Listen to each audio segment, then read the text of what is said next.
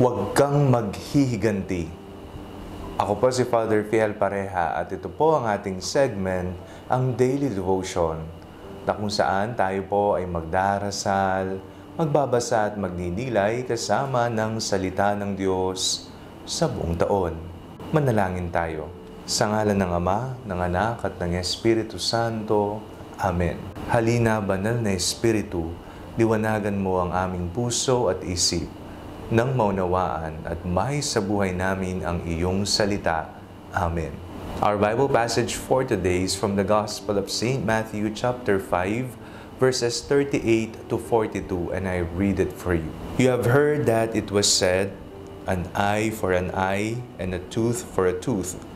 But I say to you, do not resist an evildoer. But if anyone strikes you on the right cheek, turn the other also. And if anyone wants to sue you and take your coat, give your cloak as well. And if anyone forces you to go 1 mile, go also the 2nd mile. Give to everyone who begs from you, and do not refuse anyone who wants to borrow from you. Kapag ikaw ay ginawa ng mali, kapag ikaw ay siniraan, kung ikaw ay minaltrato, kung ikaw ay pinagchismisan, nagkalat sila ng hindi magandang balita, hindi totoong kwento ukol sa iyong buhay, ano ang ginagawa? Ikaw ba ay nagagalit? Normal sa tao ang magalit. Ikaw ba ay naiinis? Normal po sa atin ang mainis. Ngunit isa po ang hindi normal sa atin, ay ang tayo ay maghiganti. Gawin kung ano man ang ginawa sa atin, yun din ang gagawin natin sa Kanya. Kung ating pong titingnan ang ating binasang ebanghelyo sa araw na ito, tayo po ay tinuturuan, wag na wag po tayong maghihiganti. Bagkus, gawan po natin sila ng mabuti.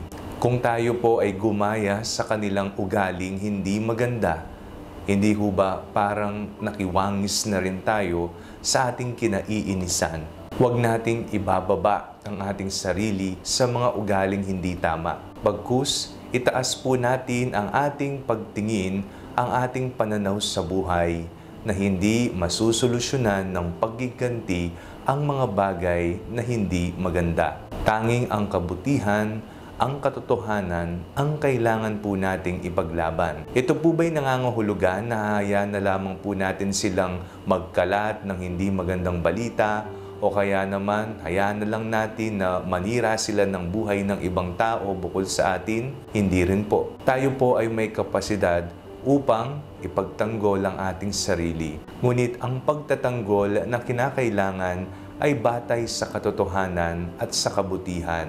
At ito rin ay naaayon sa ating pangunawa dahil tayo ay magkakapatid kay Kristo at tayo ay mayroong kahinaan din. Tandaan po natin, hindi natin binibigyan pa ng pagkakataon ang mga masasamang ugali na magpalaganap at maghasik ng lagim. Bagkus, tayo po ay makiusap sa kanila. Sabihin natin na hindi tama ang kanilang ginagawa. Gawan natin sila ng mabuti. Hayaan natin ang katotohanan na mamalagi. Hayaan natin ang kabutihan ang magpalaganap sa sarili nito.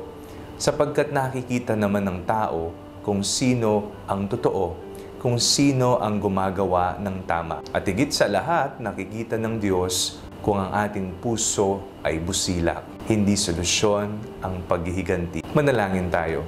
Panginoong Jesucristo, kayo po ang katotohanan ng buhay. Nais po naming mamuhay ng mapayapa. Minsan, kami po ay natutokso na maghiganti sa aming kapwa.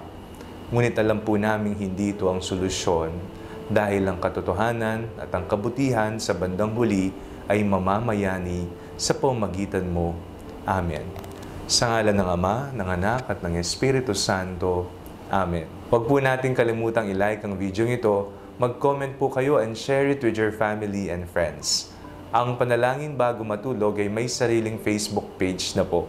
Huwag niyo pong kakalimutang mag-like at mag-follow dito, and do not forget to subscribe to our YouTube channel. I-click niyo lamang po ang link na nasa description ng video ito. O kaya naman po, just search Father Fiel Pareha. God bless you po.